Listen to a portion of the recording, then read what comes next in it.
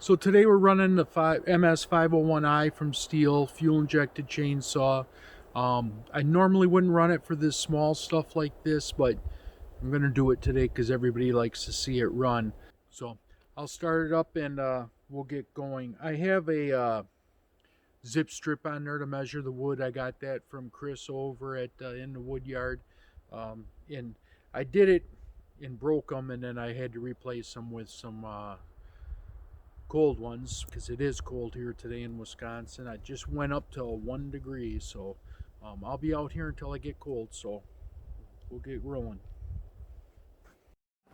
Yeah, you'll see here I've got a little zip tie on my handle there that gives me 16-inch wood, and so you'll see me trying to measure out the wood before I get into cutting it. And you can actually see here on the bar why I don't like to use the 501. I've got a really big bar on there, and you know, it's a great saw, lots of horsepower, power to rate ratio. You know, it starts easy, especially in the cold weather, you know, like we've had this past week or so, and another few more days. You know, this morning I woke up, it was negative 15 degrees, and I know it's going to be that way again tomorrow. But I had to get out and do a little bit of cutting because I'm falling behind, you know, with the snow and the cold, you know, on the different forestry projects that I got going on, plus loaning my services out. So what I'm doing here is I'm cutting up this red pine. This will go for in the wood, in my campfire roadside firewood stand. And so I'm getting it all cut to 16-inch length so that as perfect as possible, so it's really good looking. Up and down the road here, there's a lot of firewood stands, so there's a lot of choices, and I think people would pick the nice wood over the not so nice wood. So I want to make sure that I have the best wood on the road. So back to the 501, the reason I don't like to use it is because the bar is so long. It's easy to get that tip in the dirt, or you know, when you cut with any saw, you know, you're really paying attention to what you're cutting and real close to you and the power head on the saw, and you know, it's harder to always constantly look where that tip is. And when you got a tip that's so far away from the power head like the 501 here, it's easy to get into trouble. You know, it's a big saw with a lot of torque. You know, you see me cut with it standing up, but I really try not to, because that's when saws really get dangerous, because you're not aware where that tip is, and if you were to bind it or hit something and it were to grab, that saw could flip out of your hands. There is the chain brake on there. If you're holding the saw correctly, it's supposed to stop the blade as it rotates up, but you know, strange things always happen, and that's why there are accidents. So that's why I don't like to use the 501 all the time for smaller projects. You know, like I said, I bought it for felling large hardwood trees, and that's what I plan on using it for.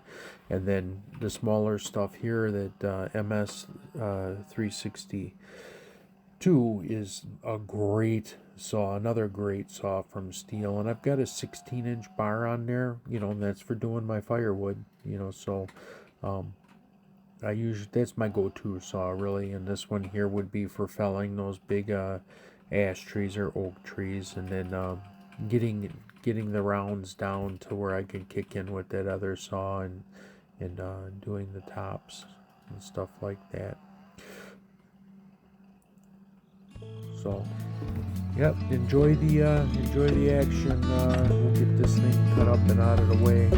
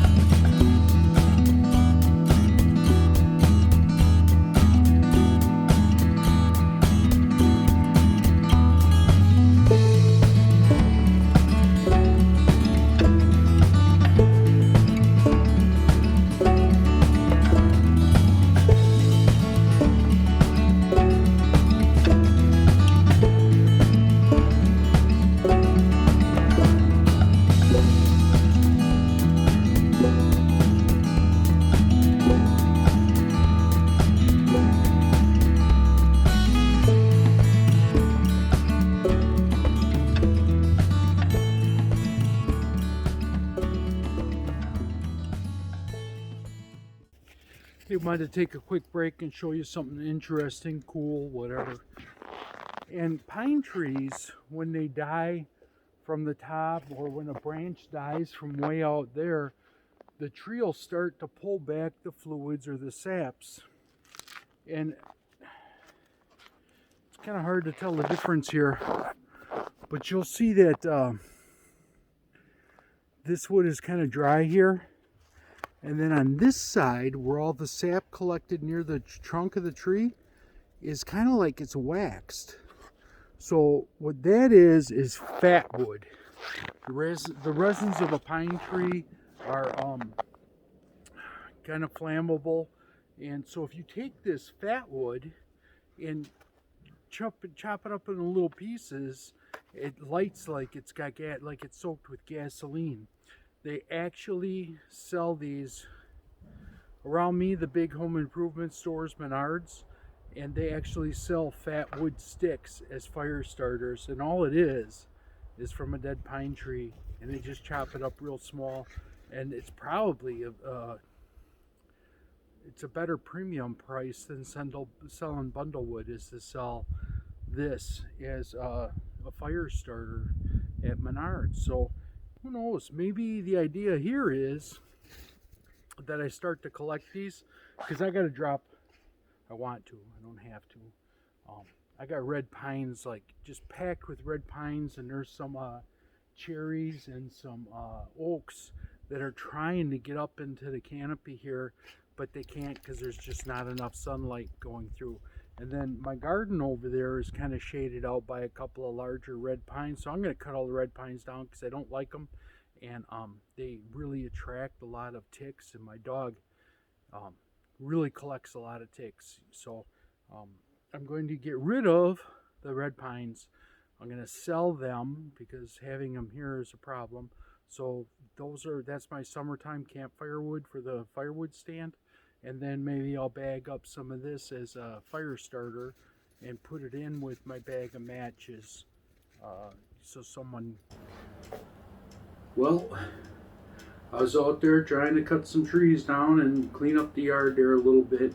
One, the fire didn't take off, and then two, my hands, getting older, my hands get cold, I guess. I don't know. I'll switch up gloves and put some insulated gloves on after I warm up. I just wanted to come and sit by the fire a little bit and warm up a little bit.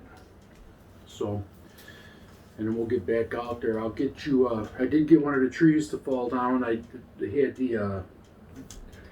the camera clicked off, so I'll have to, I'll show you me bucking it up and getting it off of my driveway so I could leave in case we have some type of emergency or something. So I'll show you some footage of that. So